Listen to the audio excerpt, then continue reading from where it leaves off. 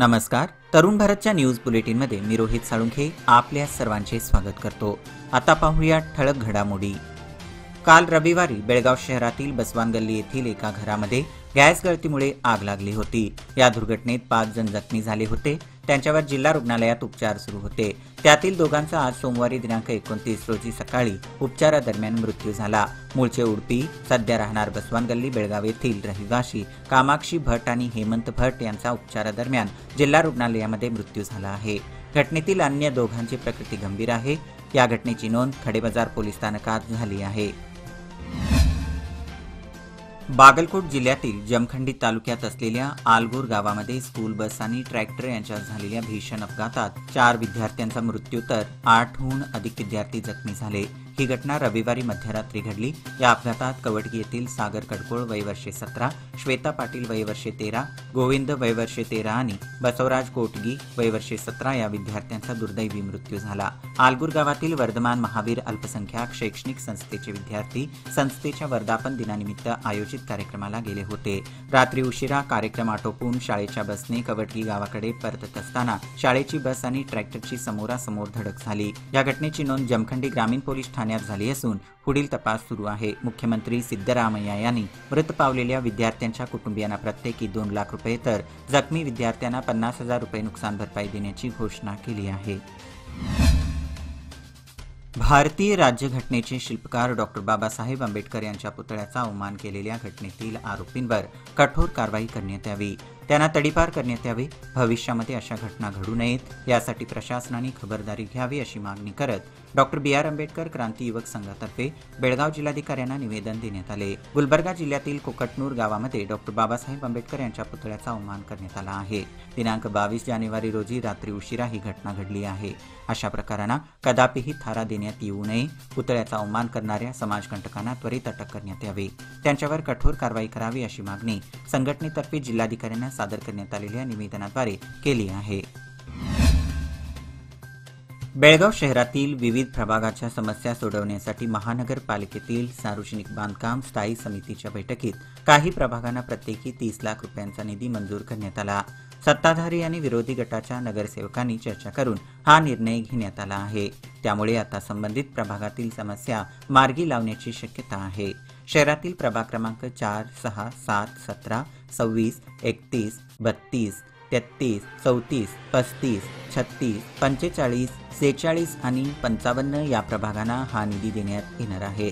या सर्व प्रभागांमध्ये ड्रेनेज, गटारी, रस्ते आणि इतर समस्या भेडसावत होत्या. त्यामुळे या प्रभागांना हा निधी देण्याबाबत सोमवारी झालेल्या सार्वजनिक बांधकाम स्थायी समितीच्या बैठकीत निर्णय घेण्यात आला आहे. राज्यसभेच्या 56 जागांसाठी 17 फेब्रुवारी रोजी मतदान होणार असल्याचे निवडणूक आयोगाने जाहीर केले आहे. 15 राज्यातील 56 जागांसाठी द्विवार्षिक निवडणुका होणार असल्याची माहिती निवडणूक आयोगाने सोमवारी दिली. राज्यसभेतील 50 सदस्य 2 एप्रिल रोजी तर 6 सदस्य 3 एप्रिल रोजी निवृत्त होणार असल्याने ही निवडणूक होणार आहे. निवडणूक होणाऱ्या राज्यांमध्ये आंध्र प्रदेश, बिहार, छत्तीसगड, गुजरात, हरियाणा, हिमाचल प्रदेश, कर्नाटक, मध्य प्रदेश, महाराष्ट्र, तेलंगणा, उत्तर प्रदेश, उत्तराखंड, पश्चिम बंगाल, ओडिशा आणि राजस्थान यांचा समावेश आहे. राज्यातील काँग्रेस सरकार हिंदू विरोधी भूमिका घेत आहे. मंड्या जिल्ह्यामध्ये एका गावातील नागरिकांनी उभारलेल्या खांबावरील भगवा ध्वज सरकारने पोलीस बळाचा वापर करून तो उतरविला आहे. यामुळे हिंदूंच्या भावना दुखावल्या आहेत. राज्य सरकारने हिंदू विरोधी धोरण त्वरित थांबवावे, अन्यथा राज्यभरात तीव्र आंदोलन छेडू असा इशारा भाजपतर्फे जिल्हाधिकाऱ्यांना सादर करण्यात आलेल्या निवेदनाद्वारे दिला आहे. तत्पूर्वी भाजपच्या महानगर व ग्रामीण कार्यकर्त्यांतर्फे बेळगाव शहरातील राणी चन्नम्मा चौकामध्ये आंदोलन करून राज्य सरकार विरोधात घोषणाबाजी करण्यात आली. खासदार इरण्णा कडाडी, खासदार मंगल अंगडी, माजी आमदार संजय पाटील, माजी आमदार अनिल बेनके यांच्या नेतृत्वाखाली आंदोलन करून जिल्हाधिकारी कार्यालयावर मोर्चा काढण्यात आला. लोकमान्यच्या मुदत ठेव योजना म्हणजे सुयोग्य कालावधी सर्वोत्तम व्याजदर. आता तुमच्या गुंतवणुकीवर मिळवा 9.30% परतावा. अधिक माहितीसाठी आजच कॉल करा 1800212450. योजना फक्त सभासदांकरता. नियम अटी लागू. लोकमान्य, जिथं पैसा वाढतो आणि नातं वृद्धिंगत होतं. मागील कित्येक दिवसांपासून नवीन रेशन कार्डचे काम लांबणीवर पडू लागले आहे. त्यामुळे लाभार्थ्यांना शासकीय सुविधा आणि योजनांपासून वंचित राहावे लागत आहे. अन्न व नागरी पुरवठा खात्याचे मंत्री KH मुनियप्पा यांनी नवीन रेशन कार्डला चालना देणार असल्याचे आश्वासन दिले होते. मात्र अद्याप कोणतीच कार्यवाही करण्यात आलेली नाही. त्यामुळे रेशन कार्डसाठी अर्ज केलेल्यांच्या पदरात केवळ निराशा पडली आहे. शाकंभरी पौर्णिमेच्या यात्रेत सहभागी होऊन गावी परतलेल्या सांब्रा गावातील भाविकांनी गावच्या वेशीत देवीच्या सामूहिक पडल्या भरण्याचा कार्यक्रम केला. तसेच गावात श्री रेणुका देवीची भाविकांनी भव्य शोभायात्रा काढली. सांब्रा गावची ग्रामदेवता श्री दुर्गादेवी मंदिरात पूजा करून सवाद्य मिरवणूक काढण्यात आली. वेशीतून प्रथमतः हकदार आणि मानकऱ्यांची वाहने, त्यापाठोपाठ गावकऱ्यांची वाहने मार्गस्थ झाली. पंत बाळेकुंद्रीपर्यंत भाविकांची सवाद्य मिरवणूक पार पडली. हनुमान हट्टी येथे हकदारांच्या पडली भरण्याचा कार्यक्रम संपन्न झाला. कर्नाटक कार्यरत पत्रकार संघाच्या वतीने आयोजित क्रिकेट स्पर्धेचा अंतिम सामना आज मीडिया 11 संघाने 8 गडी राखून जिंकला. KUWJ चषक या 2 दिवसीय टुर्नामेंटची आज सोमवार दिनांक 29 जानेवारी रोजी पोलीस परेड मैदानावर सांगता झाली. आज झालेल्या अंतिम सामन्यात मीडिया 11 संघाने KUWJ संघावर 8 गडी राखून विजय मिळवत चषकावर आपले नाव कोरले. या स्पर्धेत एकूण 10 संघांनी सहभाग घेतला होता. या स्पर्धेमध्ये KUWJ 11 संघाच्या स्टीफन यांना सर्वोत्तम फलंदाज तर सुशांत यांना सर्वोत्तम गोलंदाज व हेमंत यांना बेस्ट कॅचर, शशी यांना बेस्ट ऑलराऊंडर, अरबाज यांना सर्वोत्तम यष्टीरक्षक, संतोष के यांना सर्वोत्तम क्षेत्ररक्षक अशी पारितोषिके देऊन या खेळाडूंना गौरविण्यात आले. यावेळी बेळगाव उत्तरचे आमदार आसिफ सेठ, जिल्हा पोलीस प्रमुख भीमाशंकर गुडेद यांच्यासह आदी मान्यवर उपस्थित होते. रविवार दिनांक 28 जानेवारी रोजी डिवाइन हेल्पिंग हँड्स फाउंडेशन तर्फे बेळगाव तालुक्यातील काकती गावातील श्री सिद्धेश्वर मंदिरात रक्तदान शिबिराचे आयोजन करण्यात आले होते. या शिबिराला रेड क्रॉस संस्था व केली हॉस्पिटलचा सहकार्य लाभला. प्रारंभी काकती ग्रामपंचायत अध्यक्षा वर्षाताई मुचंडीकर यांच्या हस्ते शिबिराला चालना देण्यात आली. रेड क्रॉस प्रमुख डॉक्टर अशोक बादामी, लेफ्टनंट सुमानी शर्मा यांनी या कार्याची प्रशंसा केली. या शिबिराला 100हून अधिक रक्तदात्यांनी उत्स्फूर्त प्रतिसाद दर्शविला. यावेळी प्रवीण रेडेकर, मनोहर शेखरगोळ, विद्याताई सुरेखर आणि सौदागर प्रवीण शेटके, हेल्पिंग हँड्स फाउंडेशनचे अध्यक्ष गजानन गव्हाणे, विनय लाशे, आशिष गव्हाणे, पवन माळदकर, सुनीता गव्हाणे व कार्यकर्त्यांनी शिबिराला यशस्वी करण्यासाठी परिश्रम घेतला. शाकंभरी पौर्णिमेनिमित्त सौदत्ती श्री रेणुका यल्लम्मा डोंगरावर आयोजित यात्रेत सहभागी होऊन बेळगाव तालुक्यातील निलजी येथील श्री रेणुका यल्लम्मा देवीचे भाविक गावी परतले असून गावच्या वेशीत सामूहिक पडल्या भरण्याचा कार्यक्रम संपन्न झाला. सौदत्ती यल्लम्मा डोंगराहून परतलेल्या भाविकांनी गावात भव्य शोभायात्रा काढली. त्यानंतर सामूहिक पडल्या भरण्यात आला. याप्रसंगी मोठ्या संख्येने भाविक सहभागी झाले होते.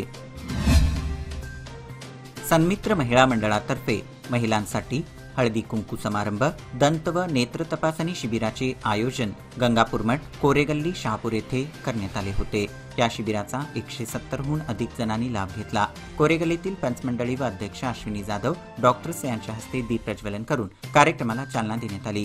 या शिबिराला यशस्वी करण्यासाठी अश्विनी जाधव, अलका कडोलकर, आशा मुचंडी, सरिता पाटील, नीता पुंडेकर, आशा नेसरीकर, शोभा पाटील, रश्मी मोहिते व इतर कार्यकर्त्यांनी परिश्रम घेतला.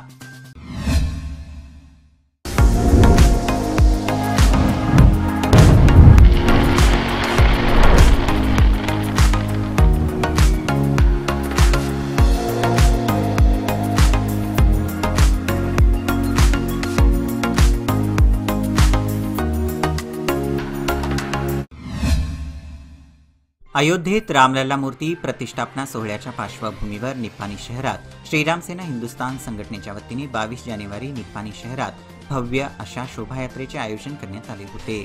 सुरुवातीला याला परवानगी देऊन नंतर अपुऱ्या पोलीस बंदोबस्ताचे कारण सांगत 23 रोजी शोभायात्रा काढण्याचे निश्चित करण्यात आले होते. मात्र आदल्या दिवशी रात्री पुन्हा प्रशासनाकडून आडकाठी घालण्यात आल्याने निप्पाणीत तणावपूर्ण वातावरण बनले होते. मात्र त्यावेळेस स्थगित करण्यात आलेली शोभायात्रा 4 फेब्रुवारी रोजी काढण्याचा निर्धार शहरातील युवक मंडळांनी केला आहे. रायभाग तालुक्यातील कुडची ग्रामपंचायत कार्यालयातील PDO श्रीदेवी ईरप्पा गुंडापूर यांच्यावर निलंबनाची कारवाई करण्यात आली आहे. त्या ठिकाणी प्रभारी म्हणून नासिर अहमद यांची नेमणूक करण्यात आली आहे, अशी माहिती विभागीय अधिकाऱ्यांच्या वतीने करण्यात आली आहे. श्रीदेवी गुंडापूर यांनी याआधी शासकीय कामे करून देण्यासाठी ग्रामस्थांकडून लाच घेतल्याचा आरोप अन्य सदस्यांनी केला होता। या संदर्भातील वृत्त विविध दैनिकांच्या माध्यमातून प्रसिद्ध करण्यात आले होते। याची गांभीर्याने दखल घेत तालुका पंचायत अधिकाऱ्यांनी गुंडापूर यांच्या कार्याची चौकशी केली। त्यात लाच घेतल्याचे समोर आल्याने त्यांच्यावर सदर कारवाई करण्यात आली आहे।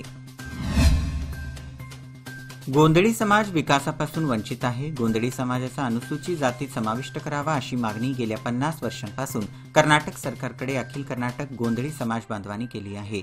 उशिरा का होईना माजी मुख्यमंत्री येडियुरप्पा यांनी समाजाचा एकंदरीत अहवाल संकलन करण्यासाठी कुलशास्त्र समितीचे स्थापन करण्यास मंजुरी दिली। त्यानुसार कुलशास्त्र अध्ययन समितीचा पाठपुरावा व समितीसाठी 22 लाख रुपयांचा निधी तत्कालीन मुख्यमंत्री बसवराज बोम्माई यांच्या सरकारने देऊ केला।